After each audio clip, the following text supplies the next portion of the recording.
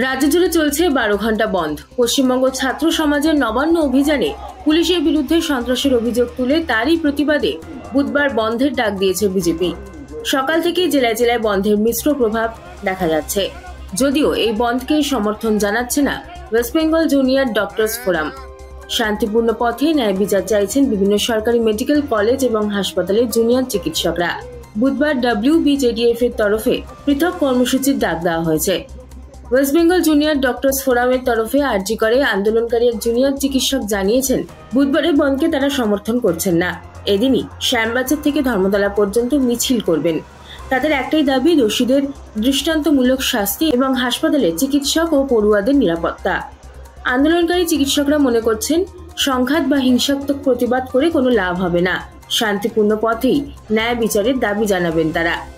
রাজনৈতিক উদ্দেশ্য প্রণোদিত কোনো আন্দোলনের প্রতি তাদের সমর্থন নেই।